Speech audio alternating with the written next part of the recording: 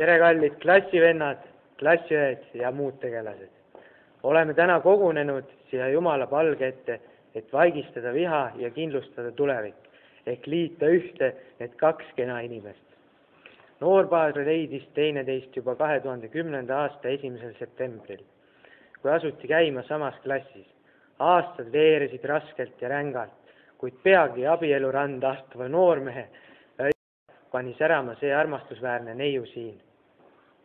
Aravõitu peigmees võttis oma aja ning kogus julgust. Läks tal sellega aega nii palju, kui läks, aga ettepanek sai tehtud.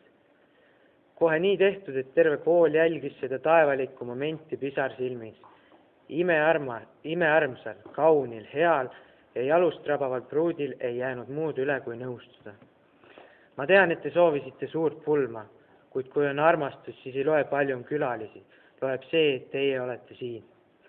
Minul kui pastoril on suu au teid paari panna ja ausalt, kui see abielu peaks karile jooksma, siis ma olen alati valmis seda uuesti tegema.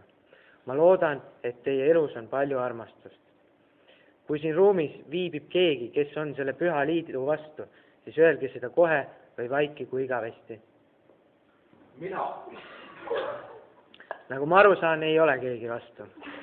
Kas sina, Kevin, võtad Elina oma seaduslikuks abi? Lubad teda armastada nii rikkuses kui vaesuses, nii korteris kui eramajas, nii päeval kui öösel, eriti öösel, nii kaine peaga kui ka vähevõtnuna, nii meigiga kui ilma, kuni gümnaasiumi lõpp teid lahutab. Ning oled nõus loobuma oma pulmaööst. Kui nii, siis kinnita seda oma jah-sõnaga. Jah. Sina, Elina, võtad Kevini omale seaduslikuks abikaasaks.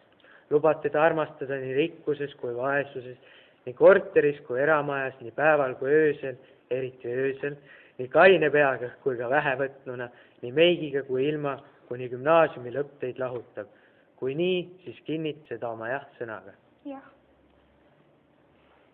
Ja paluks nüüd anda altkirjad.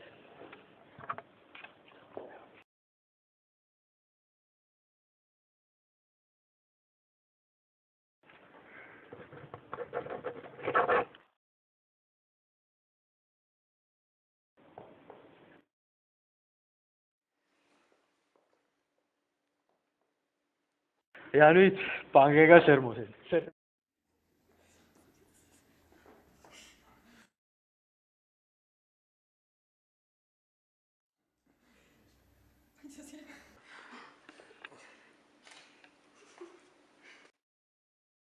Ja nüüd võite pruuti emmata. Aamen.